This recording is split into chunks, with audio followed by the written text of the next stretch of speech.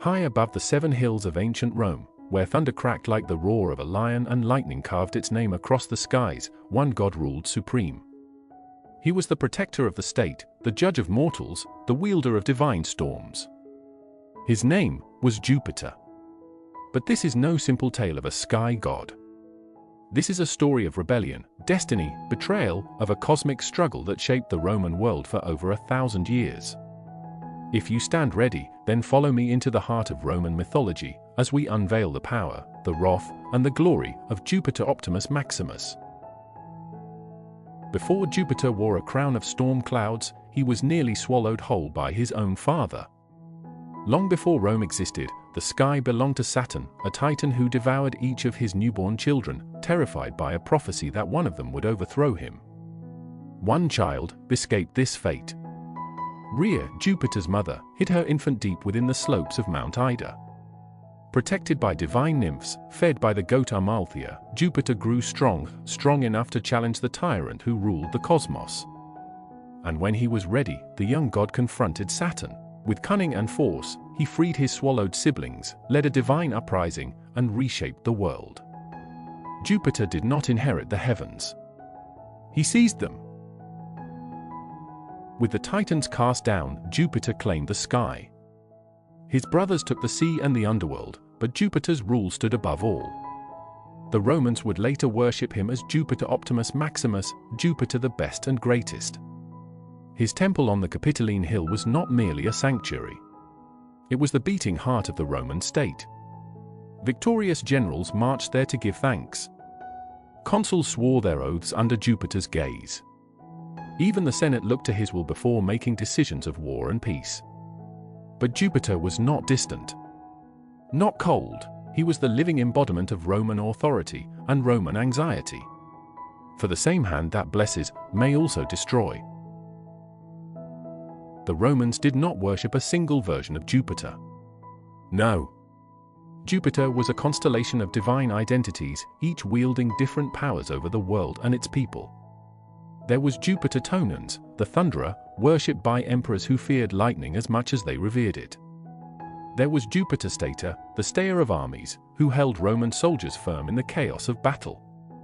And there was Jupiter Lapis, the deity of oaths. To swear falsely in his name was to invite divine punishment. To the Roman imagination, Jupiter was more than a god. He was the celestial law that bound the empire together. And like lightning itself, he could strike without warning. Even the king of gods was not immune to desire. Jupiter's countless romances stretched across the heavens, the earth, and even the mortal realm.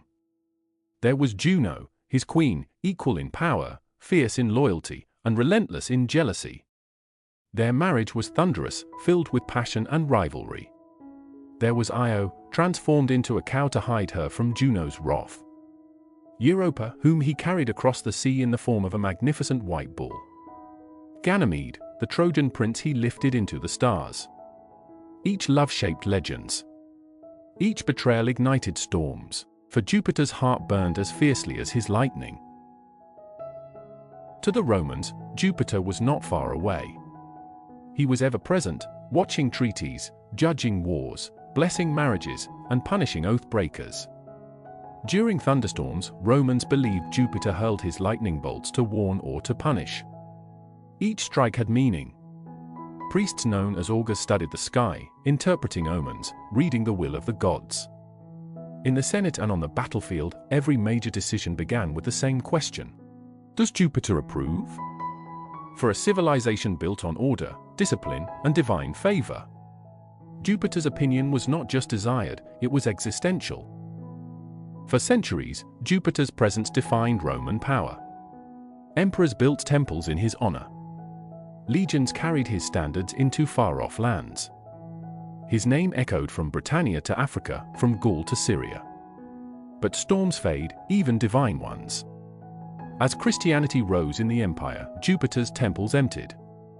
The thunder god, the oath keeper, the king of kings, was slowly abandoned. His statues toppled. His rituals faded. His worship dwindled to echoes. Yet myths never truly die. Even now, When storms roll over Rome, some claim you can still feel him watching. A presence ancient and eternal, waiting beyond the clouds. Jupiter's legacy is carved into the foundations of Western civilization. His name survives in languages, in planets, in ideas of law, justice, and divine authority. He is the thunder in our stories, the sky in our imagination. From hiding in a cave as an infant to ruling the heavens with a thunderbolt, Jupiter's journey remains a testament to rebellion, bravery, and power.